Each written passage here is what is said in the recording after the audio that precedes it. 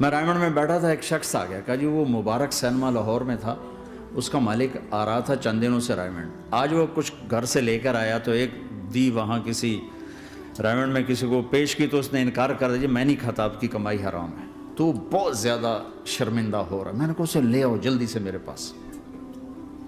وہ اس کو لے کر آئے تو میں نے کہا جی کیا نام ہے؟ کہا جی ہارون۔ کیا کرتے ہو؟ تو اس نے سر یوں کر لیا، چھوٹا سا بزنس ہے۔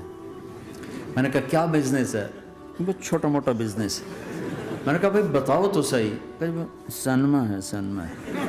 میں نے کہا کون سا سینما؟ مبارک سینما۔ مبارک؟ میں نے کہا مبارک؟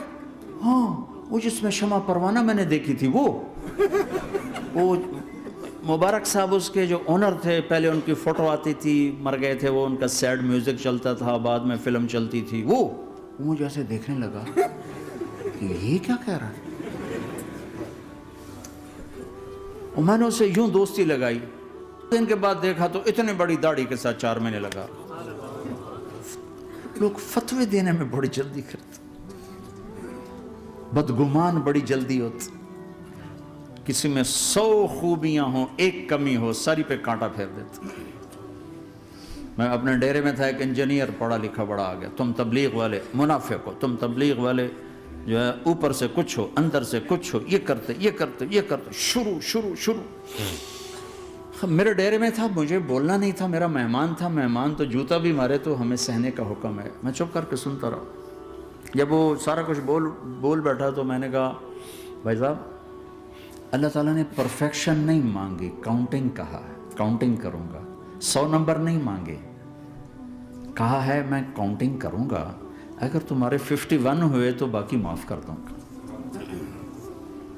تو جو گناہ عیب ثواب آپ بتا رہے ہیں، ممکن ہے اللہ معاف کر دے ان نیکیوں کی وجہ سے جو تبلیغ والے کر رہے ہیں۔ اور کسی کو برا کہنا یہ اپنے برا ہونے کی پہلی نشانی ہے۔ میرے نبی نے فرمایا کسی کے برا ہونے کے لیے یہی کافی ہے کہ دوسرے کو برا کہے۔ یہ میں اسے نہیں کہا، یہ ویسے آپ کو بتا رہا ہوں، اس کو یہ میں نے نہیں کہا، آپ سے عرض کر رہا ہوں کہ میرے نبی نے فرمایا کہ کسی کے برا ہونے کے لیے اتنا ہی کافی ہے کہ دوسروں کو برا سمجھو۔